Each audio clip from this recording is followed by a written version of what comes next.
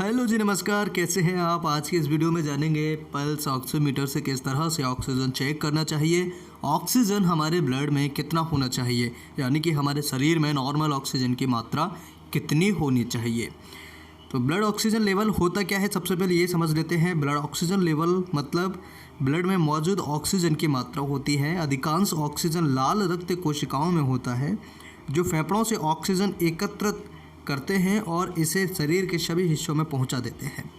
सीधा मतलब ये है कि हमारी आरबीसी जो होती हैं, blood cells, red blood cells जिसे हम कहते हैं, उनके अंदर ऑक्सीजन बैठ करके पूरे शरीर की सैर करता है। जहाँ जहाँ ज़रूरत होती है वहाँ पर इसे छोड़ दिया जाता है।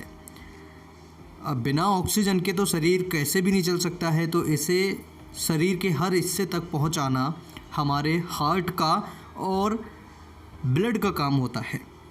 इसके अलावा कुछ और भी फैक्ट्स इसके बारे में समझ लेते हैं। रक्त में ऑक्सीजन, यानी रक्त मतलब कि ब्लड, रक्त में ऑक्सीजन का स्तर इस बात का सूचक होता है कि शरीर फेफड़ों से कोशिकाओं तक ऑक्सीजन को कितनी अच्छी तरह वितरित कर पा रहा है, और यह आपके स्वास्थ्य के लिए महत्वपूर्ण होता है। आगे जानते हैं कि नॉर्मल ब्लड ऑक्सीजन लेवल कितना होना चाहिए और इसे कैसे नापा जाता है, यानी मापा जाता है। अगर आपके पास पल्स ऑक्सीमीटर है तो इसे कैसे चेक करेंगे? पल्स ऑक्सीमीटर से ऑक्सीजन को, SpO2 को, सैचुरेशन को किस तरह से आप चेक कर सकते हैं। तो हमारे ब्लड में अगर ऑक्सीजन बॉडी में है तो इसे चेक करने का सबसे आसान तरीका होता है, एक पल्स ऑक्सीमीटर हमें ख़रीदना होता है। अगर आप खुद से पल्स ऑक्सीमीटर ख़रीद लेते हैं तो ये सभी आपकी पूरी फैमिली के लिए सेफ्टी पर्पस से बहुत अच्छा है। हालांकि अभी दोनों चीज़ें सभी के घर में होना चाहिए, थर्मामीटर है, पल्स ऑक्सीमीटर है, ये बहुत ज़्यादा ज़रूरी चीज़ें होगी है। Normal and low blood oxygen level कितना होना चाहिए? तो स्वस्थ फेफड़ों के लिए नॉर्मल AVG ऑक्सीजन लेवल जो होता है वो 80 से 100 होता है मिलीमीटर मरकरी। और अगर बात करें पल्स ऑक्सीमीटर से नापा गया या मापा गया oxygen level, saturation SpO2 level जो होता है वो 95 से लेकर के 100 तक होता है। ये 94 से लेकर के 100 तक भी नॉर्मल ही माना जाता है।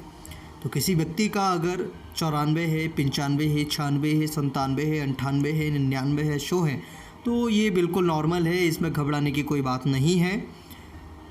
अगर किसी का सैचुरेशन 94 से कम जाता है तो डॉक्टर से कंसल्ट करना बहुत ज़्यादा ज़रूरी है। और ये 94 से 100 के बीच में फ्लक्चुएट होता है, कभी आपका 98 आ सकता है, कभी 95 आ सकता है, बढ़ सकता है, कम हो सकता है, लेकिन 94 से कम नहीं होना चाहिए। इस बात को हमें ध्यान रखना होगा।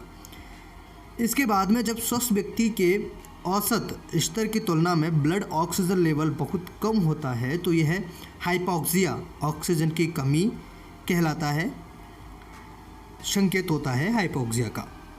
यानी कि अगर हमारे शरीर में ऑक्सीजन का लेवल कम हो जाए तो इसे हम हाइपोक्सिया कहते हैं। इसका मतलब है कि शरीर को अपने सभी कोशिकाओं, ऊतकों और अंगों तक ऑक्सीजन पहुंचाने में कठिनाई हो रही है। तो जब ऑक्सीजन सही तरीके से पूरे शरीर में नहीं पहुंच पाएगा, ऐसी स्थिति को हम हाइपोक्सिया कहते हैं, ऑक्सीजन की कमी। और इसके कम होने के कई सारे कारण हैं।